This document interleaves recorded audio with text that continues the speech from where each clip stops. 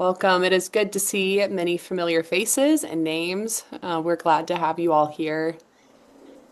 I'm joined this evening by my colleague Heidi Villaluz, and we're just thankful to spend this time with you all. If you want to, feel free to head on down to the chat, say hi, let other folks who are on the call know you're here, maybe where you're calling in from. We always love to see familiar and new faces, to connect, share, and learn together. Again, welcome. My name is Leela Oakley. I'm part of the team here at Just Faith Ministries. And like I said, I'm joined by my colleague, Heidi Villaluz, and we're really excited to share this event with you. And we want to begin, like we do every time we gather, with prayer. And this opening meditation actually comes from our program, Faith and Racial Healing, which we'll mention a little more about here in a minute. It's a small group resource that you can bring to your church or community to foster a space to have conversations like the one we're going to have tonight. So if you would join me in prayer, and Heidi's going to share that for us here on the screen if you'd like to follow along. A reading from Jeremiah 17:7-8. But blessed is the one who trusts the Lord, whose confidence is in him.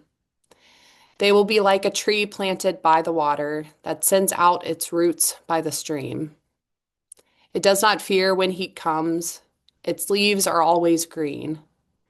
It has no worries in a year of drought and never fails to bear fruit. A reading from the book of Psalms. I keep the Lord always before me. Because he is at my right hand, I shall not be moved. And we continue our prayer with song.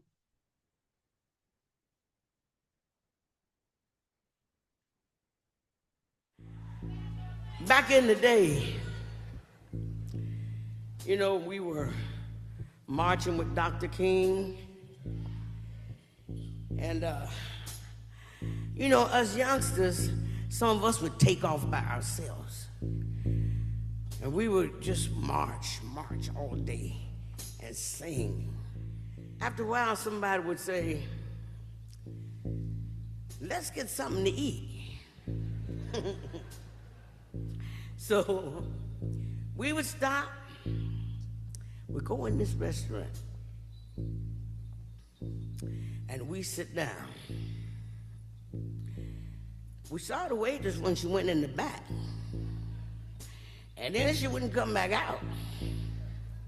Took her a long time to come out. But we sit there. When she came out, she said, y'all get out of here. I'm gonna call the police. We just sit there. And when we heard the police coming, we heard the sirens and all,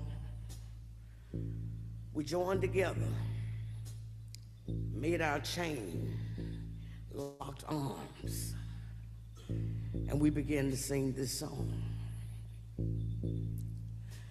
We shall not be moved. We shall not be moved like a tree that's planted by the water. We shall not be moved. We shall not be moved. We shall not be just like a tree that's planted by the water. We shall not be moved. We're fighting for our children. We shall not be moved. We're fighting for our children. We shall not be like a tree that's planted by the water. Oh yeah. We shall not be moved. Oh yeah. We shall not be moved. Oh, we shall not be moved. Oh, tree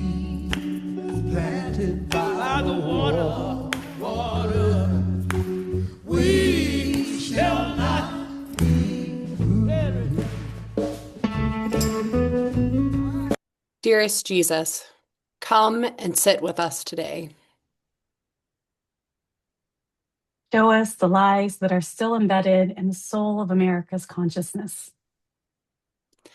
Unmask the untruths we have made our best friends, for they seek our destruction, and we are being destroyed, Lord.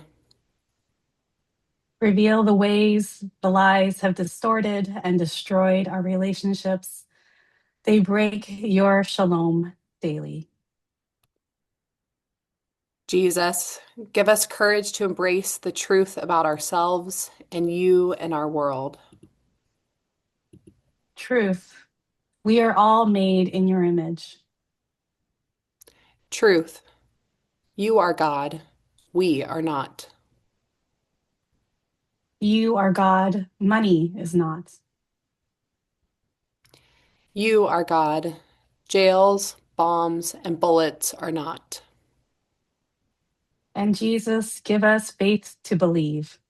Redemption of people, relationships, communities, and whole nations, if possible. Give us faith enough to renounce the lies and tear down the walls that separate us with our hands, with our feet, and with our votes. Amen. Amen. And over this next hour, may we discern how we too can stand in solidarity with those refusing to yield to injustice. Like a tree planted by the water, we too shall not be moved. Again, welcome everyone. My name is Heidi, and just a reminder, if you have not yet noticed, we are recording this session. And so if you have to leave early for whatever reason, or if you joined us late, you will receive an email early next week with the recording and with the resources that Andrew references and supplies for the event next week.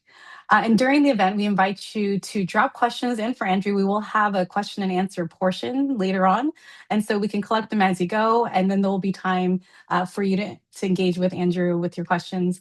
And we invite you to remain muted during the presentation and during the Q&A because there's so many of us tonight. And so you can send messages in the general chat, or you can also send a private message to myself or to Leela if you need any assistance during the presentation. And finally, we thank all of those who have donated to continue making these Acting for Justice webinars possible and free to everyone. And so I'll now hand it off to Leela, who will introduce tonight's speaker. Great, thanks, Heidi. Andrew Stone Porter is Assistant Professor of Theology and Religious Studies at Bellarmine University. He received a PhD in Religion, Ethics, and Society from Vanderbilt University, which, little side note, was also my TA during that time while I was in grad school. Andrew's scholarship and teaching focuses on religious ethics, especially around race, gender, and power. Andrew's work has appeared in the Journal of Society of Christian Ethics and the Journal of Religious Ethics, among others. He lives in Louisville and lives there with his partner, Shannon, and their 3 children, plus a few animal friends, chickens, bees, quails, and 2 Shetland sheep. Andrew, welcome. We are so glad you're here and are excited to listen and learn with you. Great. Leela, great to see you again. Heidi, thank you. Thank you both for that wonderful introduction.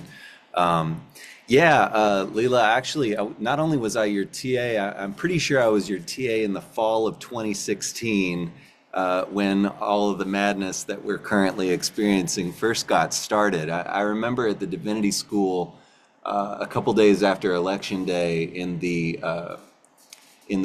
sort of student lounge, somebody left a full pack of cigarettes on one of the tables with a little note that just said, "Please feel free, take as many as you want," right? Some sweet soul, right? And so here we are, right? Here we are together, getting ready to commemorate Dr. King's birthday, celebrate Dr. King's birthday in some very trying and interesting and challenging times. I love that you opened with Mavis Staples, not only because I love her music, but because her message reminds us, right, that Dr. King, he's the figurehead of the movement, right? He's the prophet, the saint, the martyr, right? He's a brilliant person, a courageous leader for justice, a great writer, an amazing, electrifying speaker. But the movement doesn't happen just because of him, right? There's thousands of people, black and white, Christian and Jewish, right, all over the country, all over the world, contributing to this movement. And some of them were unsung, right? Some of them could sing very well, like Mavis. Some of them were in the background, thinking about somebody like Ella Baker, who was as instrumental as anybody in the creation of the Student Nonviolent Coordinating Committee, but who didn't get the kind of credit that King did. And so as we lift up King and his legacy, we also lift up all of the women, all the poor folks, all the queer people, and all the folks who were unheralded in the movement, who were just as important in bringing the change to America that we so sorely needed as Dr. King. So let me share my screen and let's get going tonight. All right, so this is called Extremists for Hate or for Love, King's Vision for Moral Courage in 2026. And my name's Andrew Stone Porter.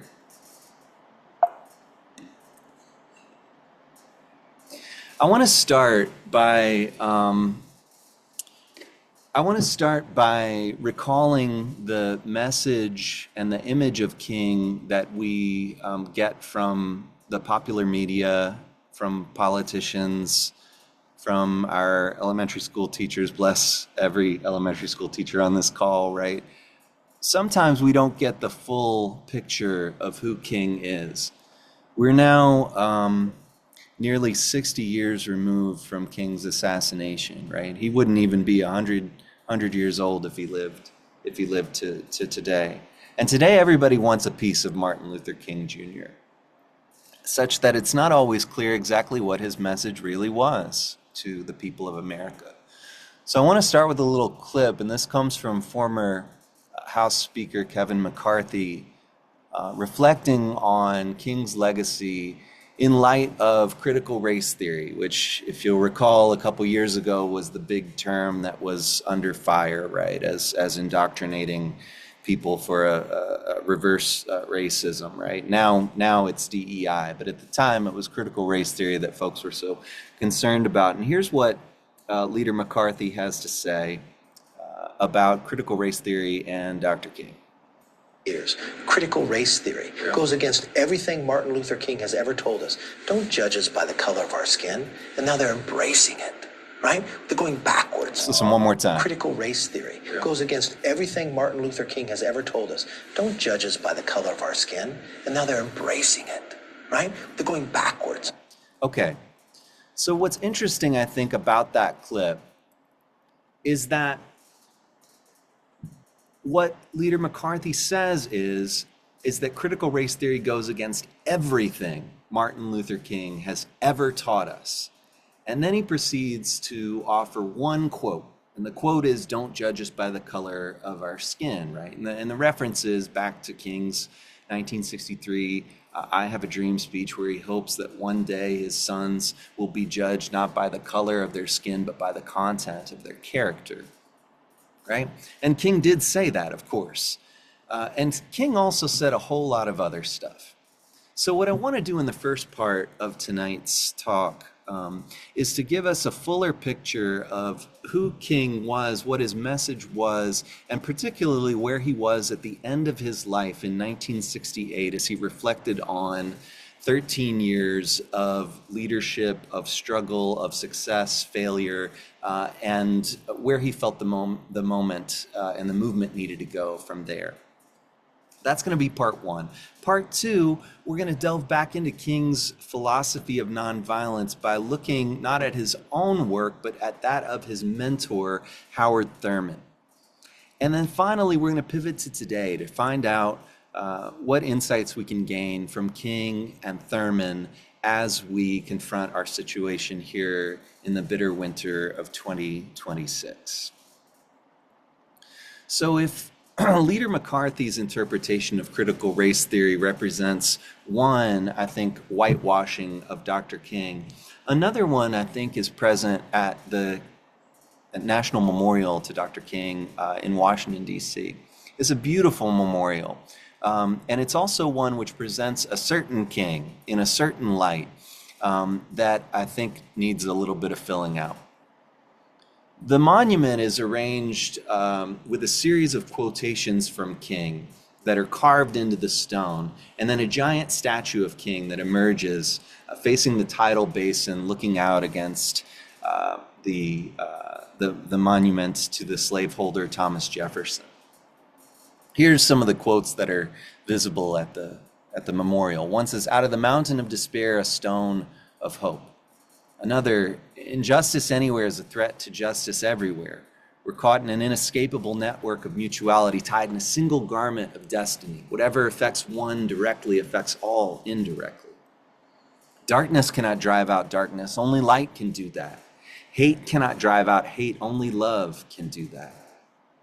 We shall overcome because the arc of the moral universe is long, but it bends toward justice. True peace is not merely the absence of tension, it is the presence of justice. If we are to have peace on earth, our loyalties must become ecumenical rather than sectional. Our loyalties must transcend our race, our tribe, our class, and our nation, and this means we must develop a world perspective." Those are all beautiful quotes and insightful quotes, right? That are, of course, things that King said and wrote. But what's interesting to me about it is that of all of the quotes at the entire King Memorial, the one in front of you right there is the only one that says anything about race or racism. None of the quotes reference Black people, African Americans, right? Negroes, the term that King used at the time. The only mention of race on the entire monument says our loyalties must transcend our race. Now, King, if I recall correctly, was part of the Black freedom struggle. He was somebody who worked for racial justice, right?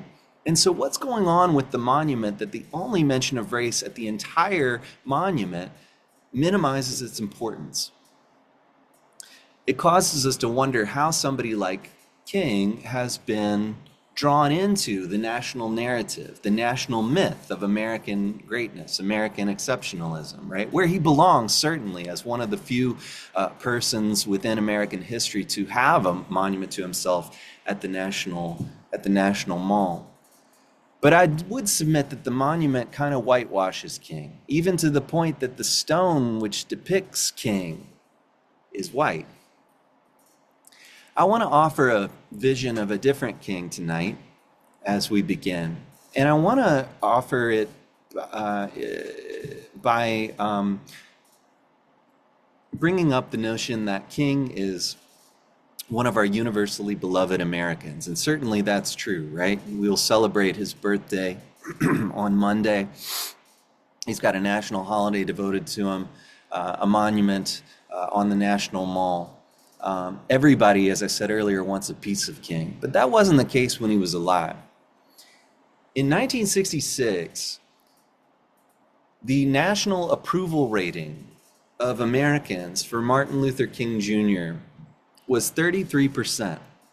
Only 1 in 3 Americans approved of this person. To put that in context, in 2016, when the Black Lives Matter movement was getting going, right, but certainly before the protests of 2020 that catapulted it into greater popularity, the Black Lives Matter approval rating was 33%. So if you want to know kind of how popular King was during his life, think about how popular Black Lives Matter was in 2016, or how popular it is now. Then you'd have an idea, perhaps, of how King was perceived during his lifetime. Sometimes we think about King as being someone who, like Leader McCarthy said, wants us to transcend our race and judge only by the content of our character. But King had some pretty pointed things to say about white people. In 1968, he wrote, "The thing that's wrong with America is white racism. White folks are not right. They've been making a lot of studies about the Negro, the ghetto, the slums. It's time for America to have an intensified study on what's wrong with white folks. It's an unhappy truth," he wrote in 1968, "that racism is a way of life for the vast majority of white Americans, spoken and unspoken, subtle and sometimes not so subtle. Something must be done. Everyone must share in the guilt. As institutions and individuals, the government, individuals, even the church must share in the guilt. If that's not critical race theory, I don't know what is. Men of the white West, whether they like it or not, have grown up in a racist culture, and their thinking is colored by that fact. They don't really respect anyone who is not white. And so King was indeed, especially later in his career, someone who was a pointed critic on the subject of white racism. We think about King as somebody who was important in bringing integration, right? The integration of public facilities, of buses, of water fountains, of countertops, of schools, and the like. But King, as early as 1955, was already aware of the limits of this discourse of integration, right? He was already aware of the way that it could be used to tokenize people. He writes, token integration is a developing pattern. This type of integration is merely an affirmation of a principle without the substance of change. Towards the end of his life, integration is meaningless without the sharing of power. When I speak of integration, I don't mean a romantic mixing of colors. I mean a real sharing of power and responsibility. We think about King as someone who's committed to nonviolence, and indeed he was. But it's important to know that scholars of nonviolence often divide approaches to nonviolence into two main camps. One is principled nonviolence, that is, being committed to nonviolence because it is a value and a principle and a way of life. The other is strategic nonviolence, that is, being committed to nonviolence because it works. King was both. And as his career went along, the strategic element became more important for him. I want to point out a couple of quotes here. He writes, as committed as I am, this is later in his career, to nonviolence, I have to face this fact. If we do not get a positive response in Washington, many more Negroes will begin to think and act in violent terms, right? So there's King sort of with a veiled threat.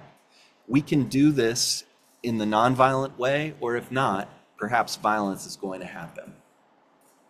Reflecting on the Selma March in 1965, King suggested, remember, this is the march that eventually leads to the passage of the Voting Rights Act in 1965, after protesters crossing the bridge in Selma, the Edmund Pettus Bridge, were mercilessly beaten by cops on horseback, which was captured on camera. And King learned some lessons from that march. He said that he's now decided there are 4 crucial factors required for successful direct action. 1, nonviolent demonstrators take to the streets. 2, they're met with white racist violence. 3, the national conscience is stirred by media coverage of the brutality. And 4, the administration bows to increasing social pressures and passes legislation advancing Black rights. Early in his career, King believed that the purpose of nonviolence was to change the heart of the oppressor. He thought, a la Gandhi, that violence was about holding up a mirror to the person who was oppressing you so that they could see both your humanity and their own inhumanity, and they would change their ways. But by the apex of his career, King no longer believes that to be the case. He now believes the primary purpose of nonviolence is not to change the heart of the oppressor, the Bull Connor, right? The virulent white racist, the KKK. They're already gone.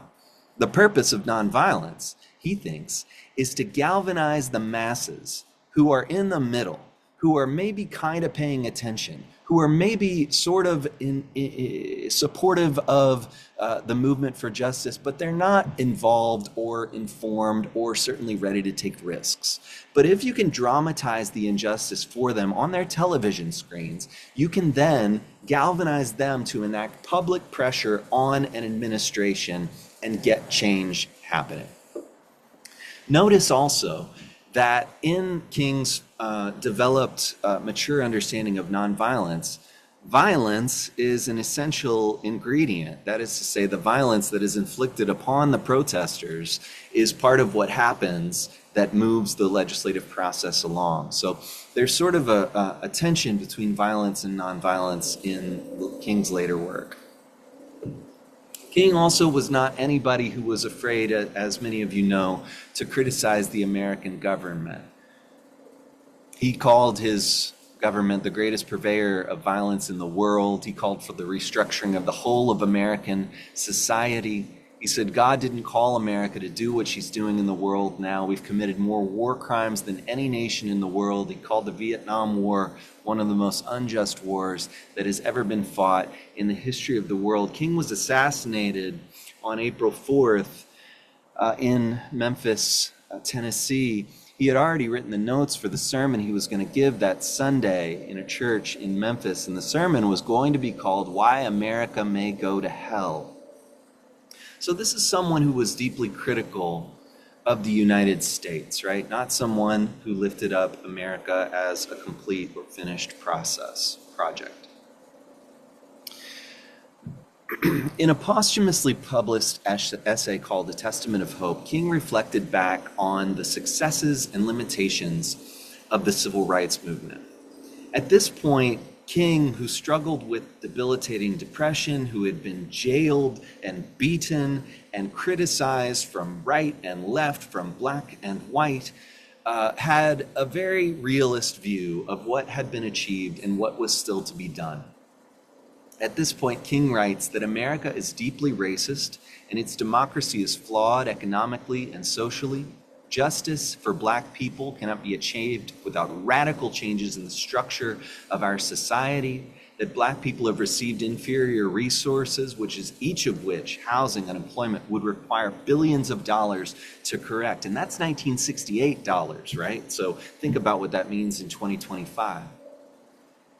Interestingly and importantly, he writes that while desegregation and civil rights laws represent really important gains, they were obtained at bargain prices. That is to say, the desegregation of public facilities cost nothing, neither did the election and appointment of a few black public officials. What King is saying there is that, yes, the civil rights victories, right? The Voting Rights Act of 65, the Civil Rights Act of 63, the Housing Rights Act of 68 are all very important. And it doesn't cost anything to desegregate a water fountain. It doesn't cost anything to desegregate a school. It doesn't cost anything to desegregate a Woolworths counter. Indeed, it's good for business for Woolworths to expand their clientele into Black America.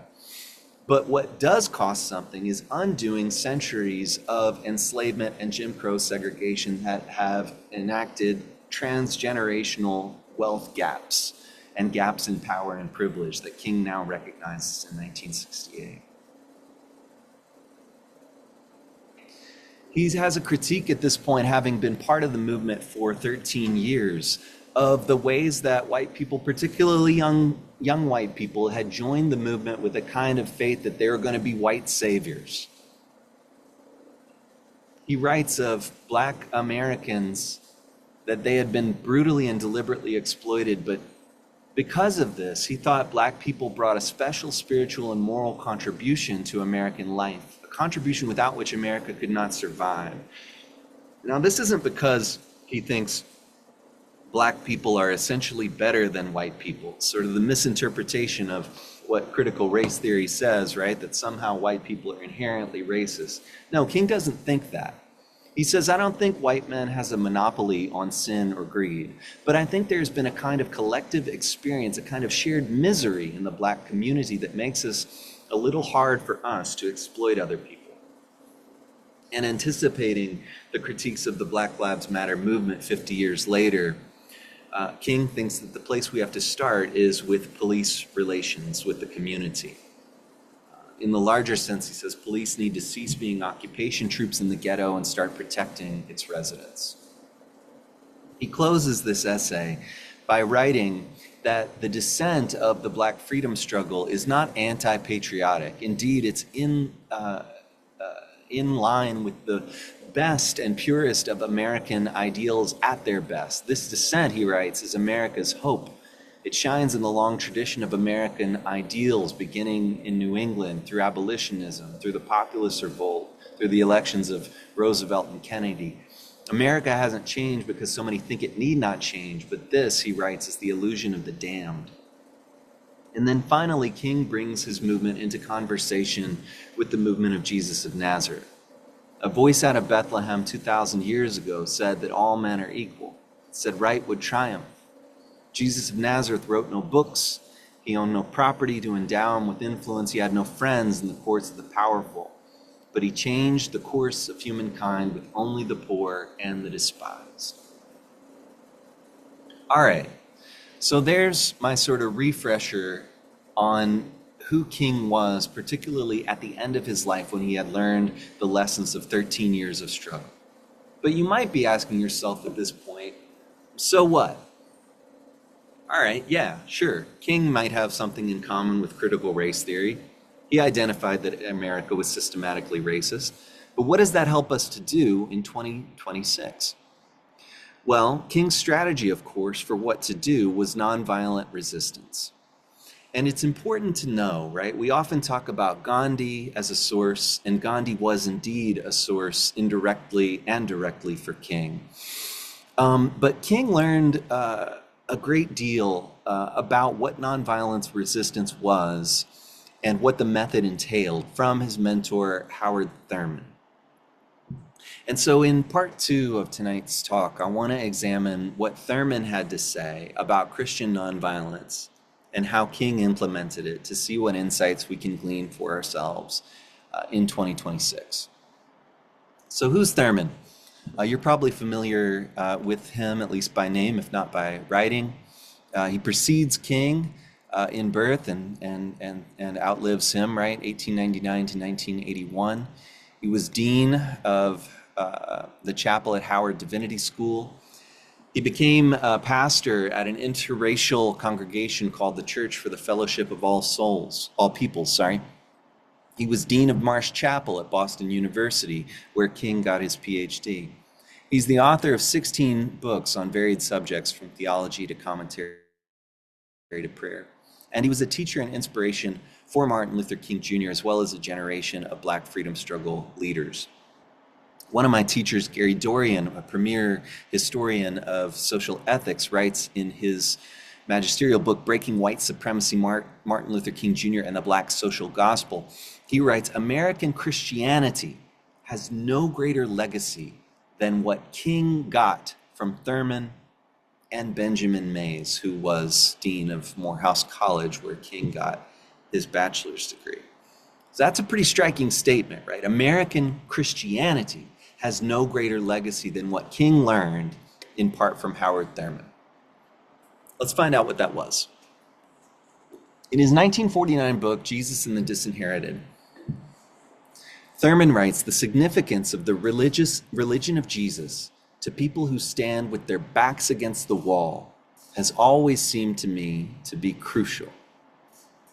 And yet, he writes, Christianity has been powerless to deal with racial injustice. And he wonders, is this because Christianity has been misinterpreted, or is it a weakness within Christianity itself? Thurman was challenged by an African leader who was not Christian. Was Thurman not, by adopting the religion of the enslavers, becoming a traitor to all the darker peoples of the earth? This African revolutionary leader pointed out that, for instance, the author of one of the greatest Christian hymns, Amazing Grace, John Newton, was a slave ship captain. And so was Thurman not betraying his own people by being a believer in this religion that had been used to enslave? And so the book, Jesus and the Disinherited, is Thurman's defense of how Jesus, in his historical context, was someone who represented the cause of the oppressed, what he calls the disinherited. He starts with a few basic points. One, Jesus was a Jew, a minoritized group in an imperial context. Second, he was poor, right? Born of a carpenter in a stable. Third, Jesus is a member of a minority group in the midst of a larger, dominant, and controlling group, namely the Roman Empire. There is one, says Thurman, overmastering problem that the socially and politically disinherited always face. Under what terms is survival possible? For Thurman, Jesus of Nazareth was someone who taught his peers in Israel, the colonized and disinherited under Roman occupation, strategies for survival. He lived in a period of immense resentment among the people of Israel of their occupation by the Romans, and the central question among Jews in Roman-occupied Palestine was how to respond. Thurman continues by offering 4 possible responses to oppression. He says they go in 2 categories. We can either choose non-resistance or we can choose resistance. But within each of those 2 categories, there are 2 subdivided options. We can not resist by trying to assimilate or imitate our oppressors. We can try and fit in. We can try and lay low. We can try and be like them. He notes that this leads to a sense of abandoning one's own sense of cultural esteem and self-esteem, and it can lead to a sense of low self-worth. On the other hand, we might try and non-resist by separating ourselves, by trying to avoid contact as much as possible with our enemy or with our oppressor. But he says this can produce a sense of resentment that builds and builds and builds until finally it explodes when tensions rise. On the other hand, we can choose the strategy of resistance. And Thurman indicates, by the way, that there were Jews in the Roman context that tried all of these options. When it comes to armed conflict, of course, you'll remember the Zealots were a group of Jewish militants who tried through armed rebellion to resist Roman occupation. In fact, Jesus appointed one of them, Simon, as an apostle. But unfortunately, zealotry has a low chance of success, as the Jews would find out over a series of revolts throughout the 1st century CE, culminating in the final revolt from 66 to 70 CE, the destruction of the temple by the Romans and their expulsion from Jerusalem and the Jewish diaspora, right? And so armed revolt by the oppressed has a low chance of success. The final alternative, Thurman says, is nonviolent resistance, and this is the alternative he thinks Jesus taught. He writes, Christianity as it was born in the mind of this Jewish teacher and thinker appears as a technique of survival of the oppressed. He wants to make an analogy. He observes, does Thurman, the striking similarity between the social position of Jesus in Palestine and that of the vast majority of American Negroes, which would be obvious to anyone who tarries long over the facts. He points out that, faced with police violence and overwhelming racism, some Black Americans, like Zealots in Palestine, respond with self-protection, defense, and violence. We can think of the riots in the Watts neighborhood or in Detroit in the late 1960s, or armed groups like the Panthers, RAM, and others, right? But he thinks that Jesus in this situation had to find a different alternative, some other basis on which to establish a sense of well-being beyond violence. For Thurman, oppression throughout the centuries and across contexts tends to occasion 3 responses which he finds to be unhealthy and unproductive, and they are fear, deception, and hatred. And he thinks that Jesus of Nazareth worked to teach his followers how to counter each of these responses. First, he says, placed in a situation of constant anxiety, constant fear for one's life, constant surveillance, people feel a sense of self-hatred, and they also are under a sense of anxiety, producing a fight or flight reflex. He thinks Jesus combats this by insisting that all people are beloved children of God, instilling what King would come to call a sense of somebodyness and self-respect. This produces, says Thurman, a great daring in the face of overwhelming odds. So we develop courage by coming to believe in our own self-worth, in Jesus' terms, as children of God. The second response is deception. Thurman points out that across the animal and plant kingdom, threatened and weaker species will often use deception as a survival tactic in order to evade capture by their potential predators. So think of, for instance, moths that disguise themselves to look like their surrounding flora and fauna, or stick bugs, right? He thinks that human beings do this too, right? That we might engage in deceptive, lying, stealing behavior in order to evade capture or in order to deceive the strong. But he's worried that that kind of behavior might corrode our integrity. And therefore, he thinks Jesus insisted on a sense of absolute sincerity, honesty, and integrity within his followers. Thurman thinks this levels the playing field between the weak and the strong. Instead of a relation just between weak and strong, there's now a relationship between human beings. A person is a person, no more and no less. It's a demand that you respect me and my humanity. And then finally, hatred is an ingrained response that is born out of great bitterness. And it offers energy, and it offers anger, and it offers strength, but it, little by little, eats away at the core of the life of the hater, says Thurman. And that's why Thurman thinks Jesus insists on love, even towards enemies, not necessarily because they deserve it or because we are sentimentally have a romanticized feeling towards them, but because it's necessary for the survival of our souls and our well-being. And so he says this attitude of respect for personality presupposes that all the individuals involved are within what may be called the ethical field, that we're all on a playing field where we're responsible and accountable to each other across racial and class divisions. All right.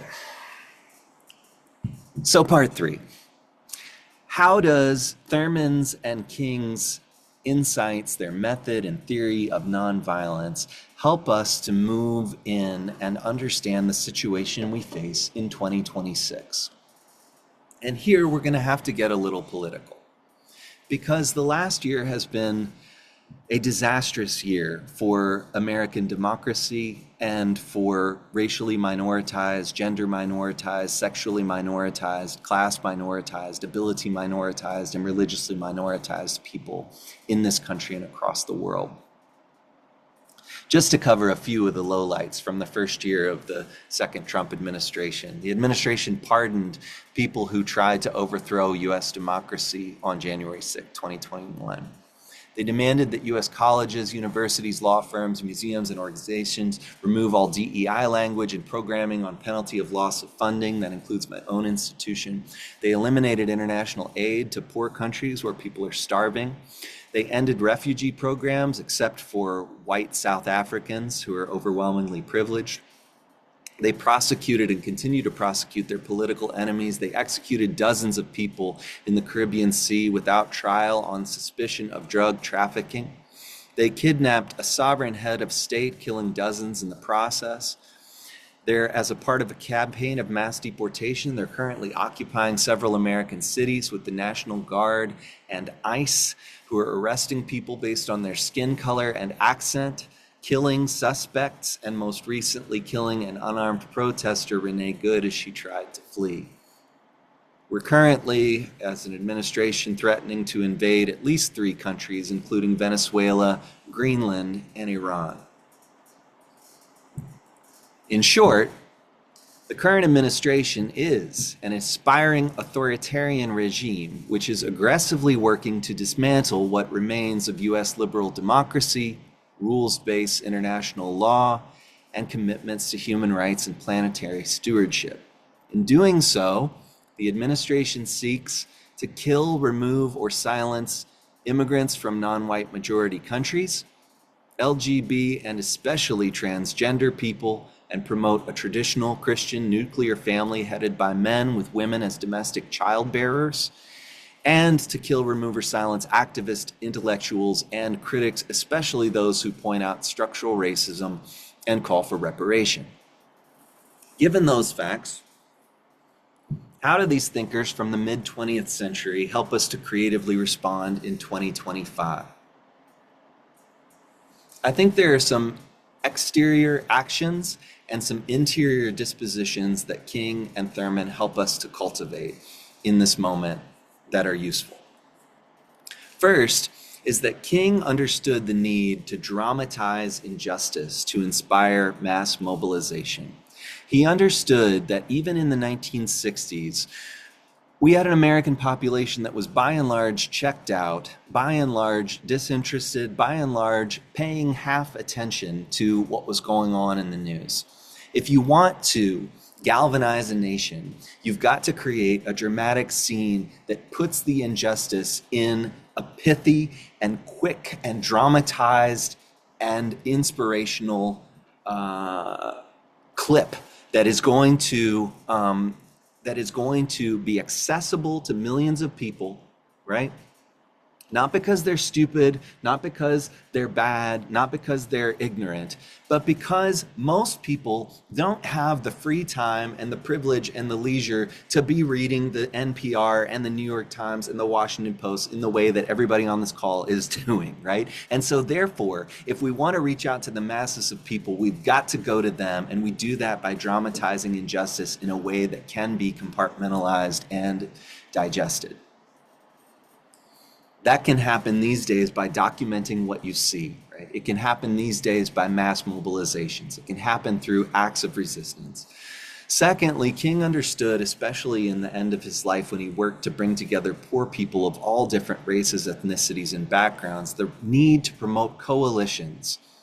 We need to not be divided into different camps where I'm concerned about this issue, namely racial justice. You're concerned about immigrant justice. You're concerned about gender justice. We've got to form coalitions across races, ethnicities, genders, sexualities, classes, ages, abilities, nationalities, and where possible, ideologies. Now, this is not to say that we're going to build a big tent that everybody across the American political spectrum is going to participate. But it does mean that we need to not let the left and the progressive movement eat itself by trying to find the most pure element and tearing apart everybody else, as the left too often does. We've got to bring together, right, people who are democratic socialists and moderates, people who are anarchists and libertarians, in the name of preserving human rights and democracy.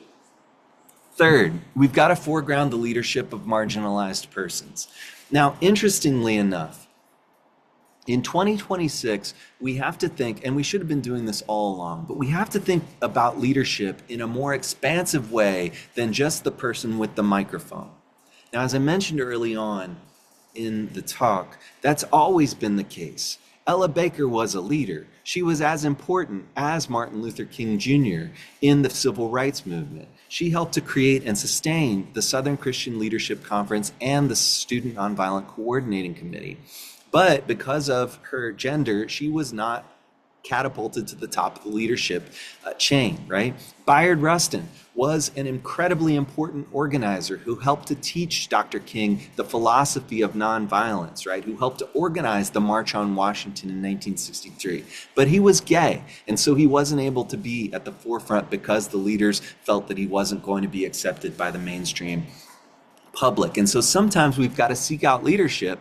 Doesn't necessarily mean the people who are on the TV screens. This is especially important right now when some of the leaders of the movements for justice may not be screaming their message from the rooftops. That is to say, at a moment where being an activist and being an immigrant could get you deported, you may need to seek out the leadership of marginalized persons who are not necessarily on your television screen. What that looks like is, in many different communities, including in my city of Louisville, Kentucky, it looks like finding organizations that are cooperating with and working on the direction of immigrant-led and Black and brown-led organizations which can respond to certain situations. So in Louisville, that looks like looking up Louisville showing up for racial justice and being part of the community defense network that can show up to respond in a moment where there might be a threat against immigrant communities, for instance. So it's a question of seeking out that leadership and cultivating it. And then finally, we've got to commit to nonviolence and de-escalation. If not out of principle, just as a strategy for staying alive. As the murder of Renee Good has taught us from last week, right? One can be a nonviolent, unarmed protester, even a white protester, right, and still be murdered. And so we've got to cultivate, as far as possible, strategies of nonviolence and de-escalation, because the people who are enforcing these programs of mass deportation are angry, and they are not very well trained, and they are prone to lashing out. And so, if not for protecting ourselves, at least for the benefit of protecting the most vulnerable around us, we've got to try to de-escalate those situations whenever possible. Those are strategies primarily derived from King. On the interior level, we also need to hang on to and cultivate some dispositions, some inner states of being. And this mostly comes from Thurman. The first is that we need to hang on to our humanity and to each other, to a sense of community, and to a sense of who we are and how we interact with each other. It's sort of become a truism over the last decade that the president brings out the worst in his supporters, but I would submit that he brings out the worst in his opponents as well. I think the president brings out the worst in me, right? Causes me to reach into the deepest grievances and the deepest anxieties and dismissals of my own being, right? And while sometimes anger can be a helpful tool, it's also important not to let our opponent set the terms of the debate, right? We don't have to meet on the same ground of inhumanity that has been established. Second is that we need to have a creative vision. We need to have an idea of what it would look like to live in community that was life-giving in some way. We need to envision what King and Thurman called beloved community and have some ideas of what kind of world do we even want to have. That's necessary, right? Because otherwise, there's no way to move towards it if we don't have a guiding light of what community looks like. Now, that means imagination on the big level, but it also means cultivating it at the small level. It means building little beloved communities in our own neighborhoods, in our own families, in our own cities, and letting that beloved community grow out from there. Third, we need courage to respond to fear. Now, courage doesn't mean recklessness. It doesn't mean, right, that you jump into a situation and you throw a sandwich at someone, or that you punch an ICE officer, right?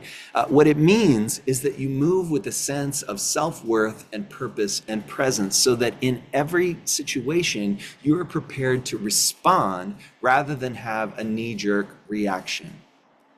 To reach back a couple thousand years, right, Aristotle says that courage isn't recklessness.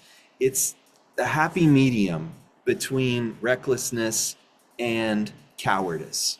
That it means responding in the right way, at the right time, to the right extent, to the right person, right, with the right tactics. That's courage. We need to move with integrity, which doesn't mean that we lord our integrity over other people. What it means is that this life we're living is precious. We're in a very challenging situation right now. How do we want to spend this one life that we have, as far as we know, right? As a theologian, I'm not sure, right, if there's another life after this or not. I'm not sure we have proof, right? And so if this is all we've got, how do we want to spend it? How do we want to remember it? How do we want to look back on 2026 and said, yeah, I can sleep at night with how I did that? And then thirdly, we need to lead from love, which doesn't mean sentimentality. It doesn't mean trying to minimize the horridness of some of the actions of the current administration and its policies. It means that our action for justice is coming out of loving solidarity. It's coming out of our commitment to human dignity, the dignity of all creatures and all things. These, I think, these exterior methods and strategies derived mostly from King, and these interior dispositions of how we need to be as persons, I think can be really helpful to us as we move into a new unknown in 2026, and we have another shot tomorrow morning to get our living right. This sign hangs on my office door, and it reminds me that we don't do this work alone. That wherever the sacredness of our lives emerges, it emerges in community, it emerges in relationship. The Trinity teaches us that. Jesus and his apostles teach us that, and our own families and loved ones teach us that. So in the time that we have remaining, I'd love to offer the following questions. So like what insights can we learn from history? From the history we've surveyed tonight, from other pieces of history to help us navigate present challenges? And then secondly, what commitment do you want to make? Do we want to make? An interior disposition or an exterior action in 2026 to continue the legacy of King and Thurman and Ella Baker and Bayard Rustin and Pauli Murray and all of those who have dedicated their lives to human freedom and dignity. I'm going to leave that up for a second so you can look at it. And then I think we're going to just look to the chat for questions. So I'll stop my share in a second so I can see that chat and look over the questions, and I'll respond as best I can.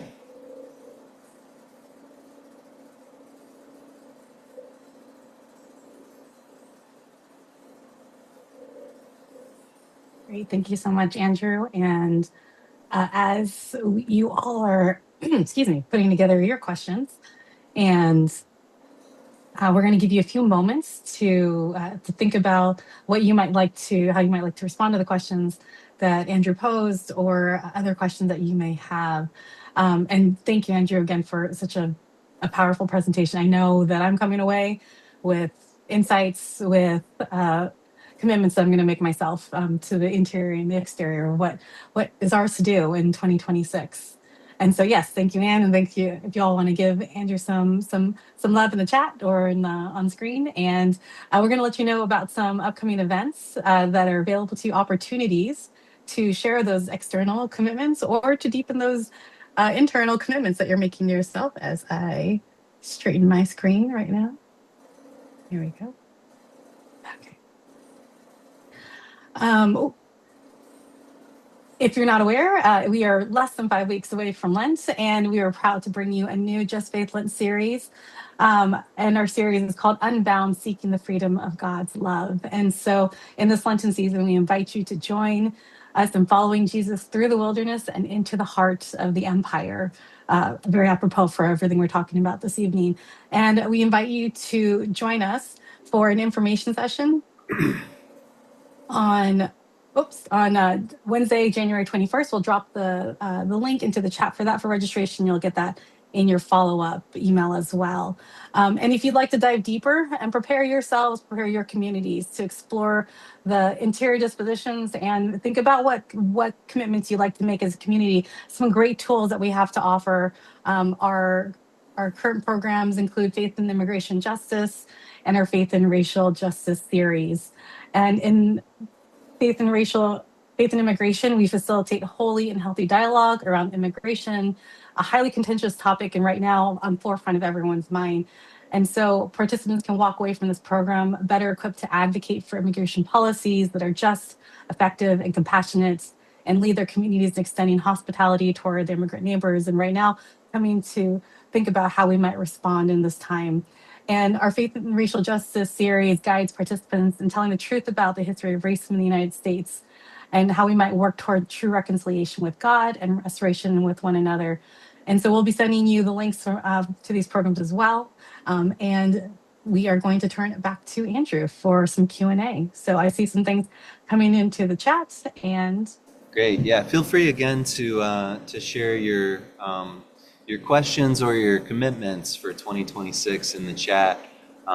Again, just to reiterate the question, right? What insights from history or from tonight do you want to carry forward and put to work in your life in 2026? And then what commitment do you want to make, right? Whether that's cultivating an interior disposition or an exterior action.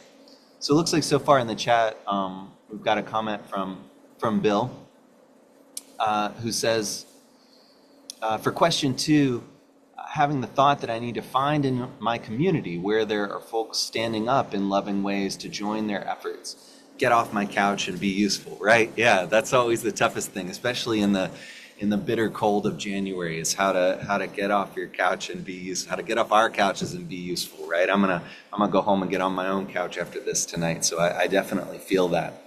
One of the things I think that some of us that prevents some of us from getting into the work is that we feel like we're sort of not, I don't know, qualified, or we're not well respected, or we're not like streetwise enough to be able to get out in the streets, right?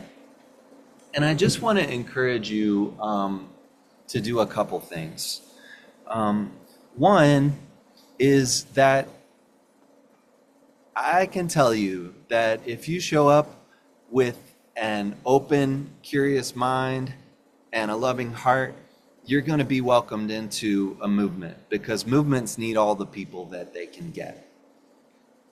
Two is that while that's the case, we can't always expect, particularly white folk like me, we can't always expect that when we come into a movement space, that we're automatically going to have the trust of everybody in the space, right? And what we need to do is not take that personally. Because the thing about trust is that it's a process. Like, people that you trust, you come to trust them through knowing them over time, right? Through working with them, through having each other's back, through you needed them and they were there for you. They needed you and you were there for them, right? So it's the same in movement work as it is anywhere else, except that in this case, we've got people moving into a situation of already deep vulnerability, in some cases danger and risk, right? So let's not take it personally if we move into that space and folks are like, okay, we'll wait and see, right? It's not a rejection. It's an invitation, but it's an invitation to show up, and then show up tomorrow, and then show up tomorrow. Somebody else asks, how do we address the issue of racism with other Christians who may not subscribe to how I may see our Christian duty? Especially when people use the Bible to justify or enforce racial attitudes. Gosh, that's a really good question. I guess where I would say, let me at least answer with the easy part, which is what not to do. And I think what not to do is to come back with your own verse from the Bible that says something different. Because we can do that. We can play that game of proof texting each other, right? The Bible says this. No, it says this. No, it says this. No, it says this. Until we're blue in the face, and we're not going to change anybody's mind. But I think where we can meet each other on common ground is by asking what people are in fact concerned about. So if you come to someone who is coming from a place of using their Christian faith in order to hold positions that you find abhorrent, right? And you find yourself called to engage this person, right? Not everybody needs to engage in that situation, but let's say you do, right? You, I think, are going to need to find a space of finding some common ground by acknowledging their humanity. One of the things that when we think about the Trump movement since 2016 is that it's a movement of people who feel deeply disrespected. It's a movement largely of people who are working class and who have felt passed over. And is a movement of people who have felt the economic pain of several decades of deregulation, exploitation, deindustrialization, and economic stagnation and growing income inequality. And that pain is real. Now, many of those folks may have displaced that economic anxiety onto other areas where it perhaps doesn't belong. And that's true, right? We are all going to find scapegoats, and there is an element within that current movement that involves scapegoating of racial minorities and ethnic minorities for what are ultimately economic factors. So I guess my invitation is, if you're going to try and meet that person, that you meet them on the level of where their pain is and where their hopes are, and see what comes from that. Do you have insights about forming relationships between black churches and white churches? Okay. Um, we should look to Howard Thurman for that, right? He's somebody who was able to form a genuinely interreligious and interracial congregation, all people's church, right? But no, I'm stalling because the answer is no, right? I'm a member of a mostly white liberal Catholic church that exists in a mostly black neighborhood of Louisville, Kentucky. Let me tell you how we're trying to cultivate those relationships. One thing that we've recently done is we've got a priest house at our parish that has been lying vacant for a few years. And it used to be a retreat ministry, and we were trying to figure out what to do with it. And we have recently leased the property at low or no cost to a black-led nonprofit that works in our neighborhood at youth services in the neighborhood. So our hope is there, right, that actually sharing our resources with the community in which we're situated is going to help to build those relationships, right? Sure, there's like potluck dinners and services and all that stuff. Like, all that stuff's real and important, right? And it's also important to join in the community work, which sometimes look like white churches joining in community work with black churches in their neighborhoods, if we're invited to be there. Question: deciding on strategy, do we want to advocate for certain values and issues even if I don't see immediate success? Well, I don't know exactly what you mean, but let me see if I can think of an example. Let's say, for example, the value or issue is abolishing ICE or universal health care. And we don't see immediate success there because most people are not ready to move on that issue to the degree that we might think it's necessary. And so we might not feel that we could have immediate success in abolishing a department that's only 22 years old and that we feel is misguided from the start, or in establishing a right to health care that every other developed country in the world has, right? So should you advocate for this even if it doesn't seem reachable? I think so. I think it takes all kinds, right? For me, I think back to what Malcolm X apparently said privately to Coretta Scott King when he visited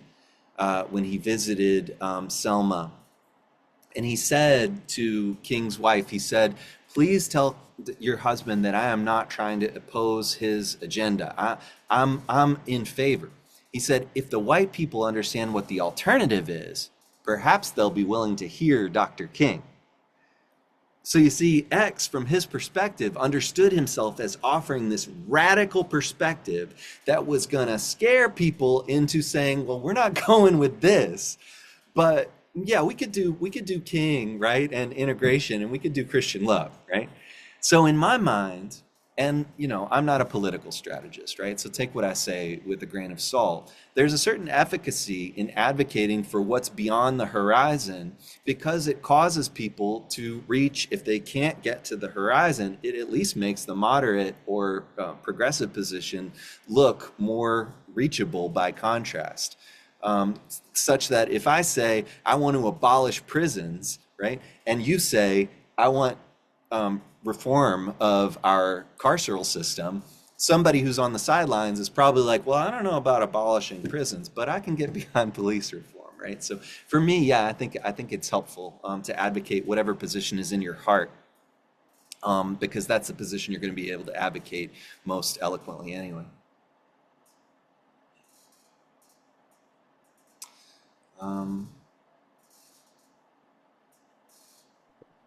Andrew, maybe for the sake of time, if you've got Sure. one more good one, Okay, anything coming in? great.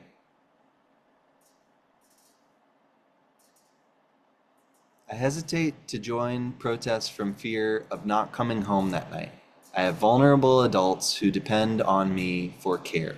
Your thoughts?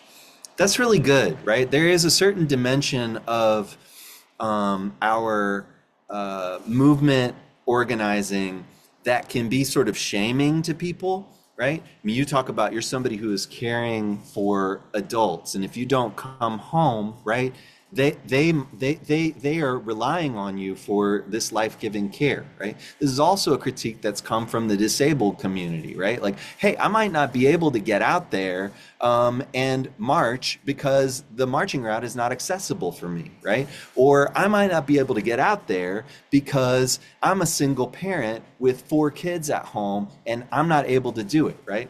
Don't let don't let your not being able to show up in one particular way saddle you with the kind of guilt, right? We've all got ways that we can show up. You're already showing up by taking care of people who are vulnerable in your household, right? And there are tons of different ways to get active. One of them is putting your body in the line and doing these lots of like really extravagant things. But not everybody does that, right? Think again about Ella Baker, who made phone calls, right? Who organized events, who made flyers. There are lots of things you can do from home in addition to your already life-saving care work that you're doing that are really important, right? So just plug in wherever you can, whatever ability that you have, and it's really needed and it's really important. And thank you for the caregiving work that you do. Um, I'm so grateful for all of you for being here on a Thursday night. We could all be doing something else, and you chose to use your Thursday night on this frosty January evening to be here listening to me blather on for an hour about King and Thurman. And I'm so appreciative of being in this space with you. Thank you for being here. Andrew, thank you for sharing your wisdom, your experience. I know that I've learned from you this evening, and I'm excited to keep reflecting on those questions. Like Heidi mentioned, we're going to send a follow-up email. It'll include the recording and some prompts and different topics that came up tonight. So keep an eye out for that. Share it with other folks, and come back and join us next month if you want to. We'll be here again for a presentation, and we'd love for you to be here to join us. I'd love to end our time today in prayer. And this prayer comes from the racial justice program, one of our racial justice programs titled Faith and Racial Justice. And it's an adaptation of a prayer of St. Francis. So if you wouldn't mind, join me in prayer before we leave for the rest of our evening. Lord, make me an instrument of thy peace. A peace which comes only through your justice, a peace which looks like true unity with you and with our neighbors. Where there is hatred, let me sow love. Love that takes risks and crosses borders, love that transforms enemies into friends. Where there is injury, pardon. Awake us to injustice that we may acknowledge our community's sin and seek to make things right. Where there is doubt, faith. May we not be tempted by paralysis and despair, but stand firm in the fact that weeping tarries for the night, but joy comes with the morning. Where there is darkness, light. For your word declares that your light shines in the darkness, and the darkness cannot overcome the light. Lord, help us to live into this truth. Where there is sadness, joy. That we might see a glimpse of the holy banquet prophesied through the scriptures, where all people shall feast at your table, and we shall rejoice in the presence of you and each other. O divine Master, grant that we may not so much seek to be consoled as to console. Grant that we may not so much seek to be understood as to understand. Grant that we may not so much seek to be loved as to love. For it is in the giving that we receive. It is in the pardoning that we are pardoned. And it is in the dying that we are born to eternal life. Amen.